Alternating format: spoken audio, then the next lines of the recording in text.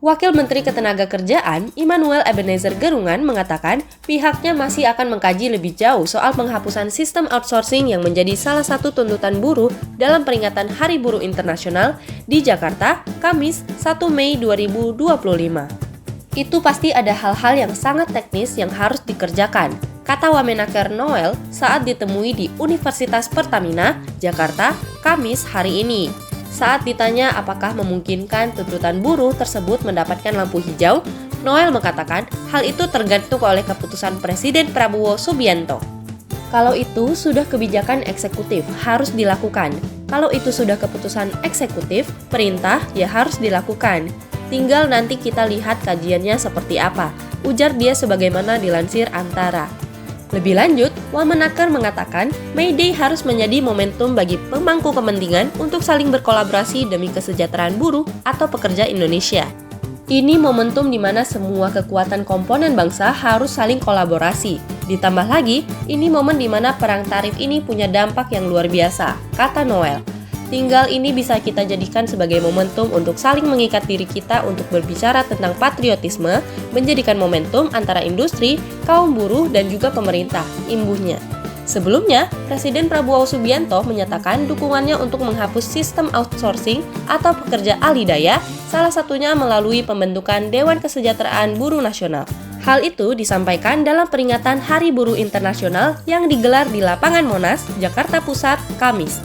Ia menyebut Dewan Kesejahteraan Buruh akan turut mempelajari secara mendalam mekanisme transisi menuju penghapusan sistem tersebut dengan tetap mempertimbangkan iklim investasi. Kita ingin hapus outsourcing, tapi saudara, kita juga harus realistis, harus menjaga kepentingan para investor juga. Kalau mereka tidak investasi, tidak ada pabrik, kalian tidak bekerja, kata Prabowo.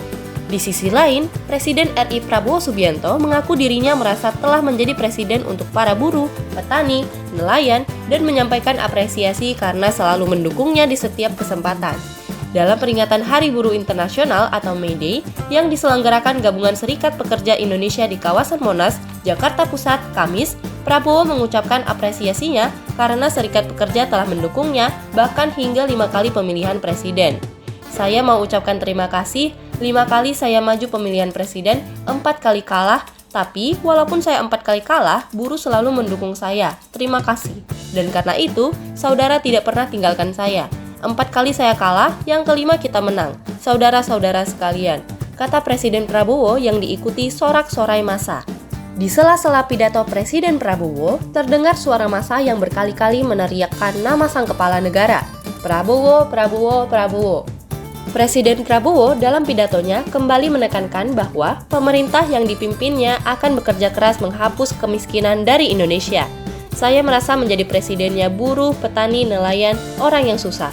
Saudara-saudara sekalian, saya ingin menyampaikan bahwa pemerintah yang saya pimpin akan bekerja sekeras-kerasnya untuk menghilangkan kemiskinan dari bumi Indonesia, kata Presiden Prabowo Subianto.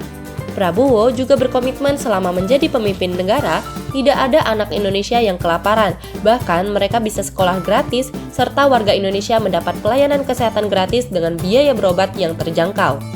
Selama karir politiknya, Prabowo Subianto diketahui telah mengajukan diri sebanyak 5 kali dalam pemilihan presiden, baik sebagai calon presiden maupun calon wakil presiden.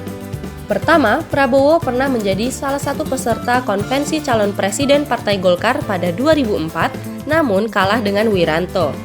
Kedua, Prabowo menjadi calon wakil presiden mendampingi Megawati Soekarno Putri pada Pilpres 2009, namun kalah dari pasangan Susilo Bambang Yudhoyono Budiono. Ketiga, Prabowo mencalonkan diri sebagai calon presiden bersama pendampingnya Hatta Rajasa pada Pilpres 2014, namun kalah dari pasangan Joko Widodo Yusuf Kala saat itu. Keempat, pada Pilpres 2019, Prabowo bersama pasangannya Sandiaga Uno kembali berhadapan dengan Joko Widodo Maruf Amin sehingga menjadi kegagalannya yang keempat dan terakhir kalinya sebelum memenangkan Pilpres 2024 bersama Gibran Rakabuming Raka sebagai wakil presiden. Dalam setiap pencalonan itu, Prabowo menyampaikan apresiasinya terhadap kaum buruh yang selalu mendukungnya untuk menang.